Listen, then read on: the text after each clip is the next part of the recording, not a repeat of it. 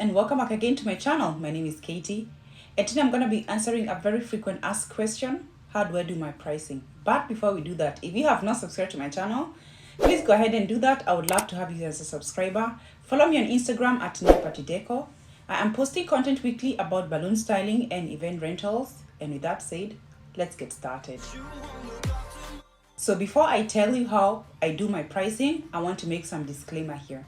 Not only should you not compare your work with somebody else, neither should you match your work with somebody else. And also you should consider your whereabouts. Are you in a big city? Are you in a small city? Which currency are you using? And all that. And I'm going to show you how I do my pricing. So when it comes to pricing, you have to consider some few things before. So something I consider when I do my pricing is, what kind of event am I doing? With that in mind, you ought to know, are you going to decorate just the backdrop or also the table or also the entrance? So depending on the event, you need to ask yourself that question. The next thing I consider before I start pricing is, what backdrops am I using? Are they my own backdrops or did I rent them from somebody else?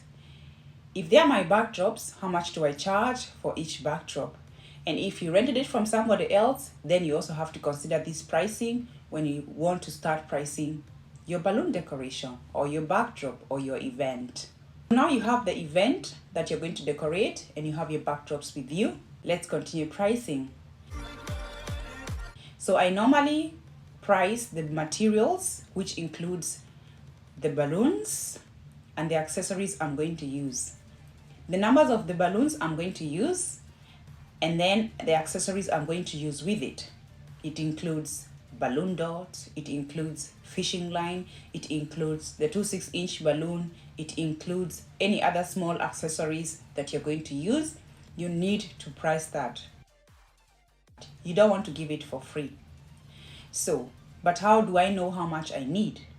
In my website, I have put some set examples of birthdays, baby showers, wedding, anything that I decorate, I have put an example.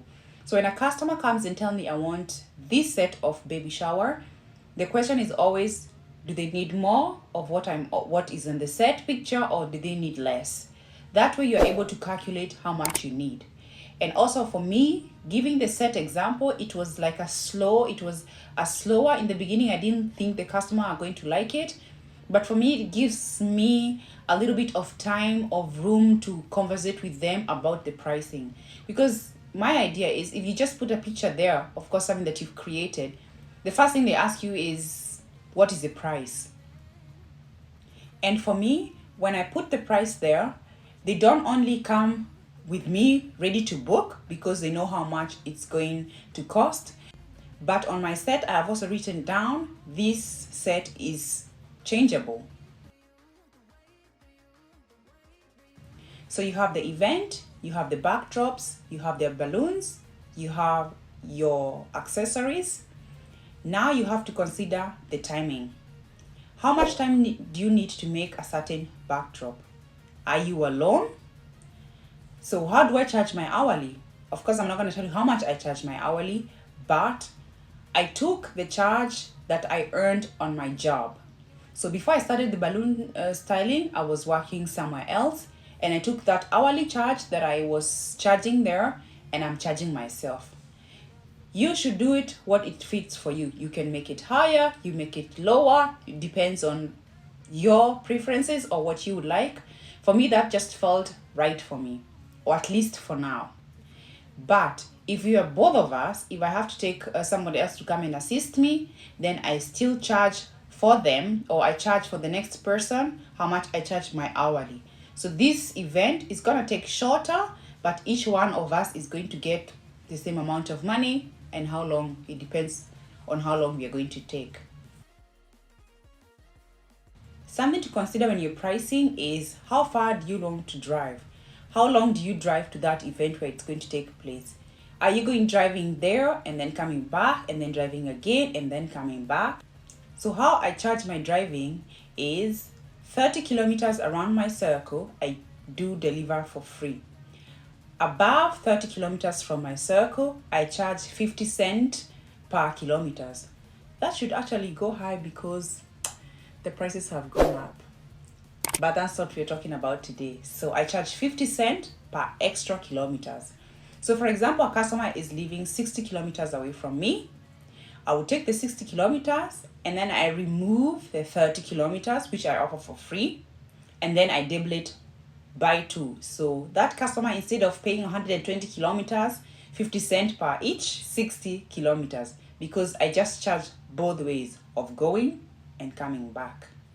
And that is how I come about with my pricing. So something I would urge you to do is make these backdrops. When you're making a backdrop like the one behind me, probably try and write down everything you used. And then when you're talking to a customer, you can always go back and figure out, okay, I used these materials, I used this backdrop, it took me this set amount of time to do it. And that's how I come up with my pricing. But like I said in the beginning, it's going to vary on your whereabout. It's going to vary. You're going to do the table setting, the entrance, any other settings. Are the backdrops yours or not? How many are you? How much you charge yourself hourly? How long do you have to drive? And make sure to make a stable price. Don't you dare, and I repeat, don't you dare go back in the pocket and do a cent for yourself. It's going to take you a lot of micromanaging the things that you're using. But the more you do it, the more you kind of have an idea how much you would want to do. Something else that has helped me also to be able to come up with this pricing is, so I have this chart I created on Google Sheet. I've prepared all my article, the names and the number, and then I've created this table where I just go type in the articles of the things the person need, and then I calculate how many hours I need and how many kilometers, and automatically it gives me the answer of how much the price it costs, instead of going back and writing it down, which is kind of okay, but doing this way, it makes it so easy. Google Sheets is for free. Timetable, you can learn it here on YouTube or somewhere else, but it's very, very easy to do. So that is how I come about with this pricing. And that's it, guys. If you have enjoyed this video, please like it down there. Subscribe to my channel if you haven't done so. Go follow us on Instagram at neapatideco. But until next time, auf Wiedersehen.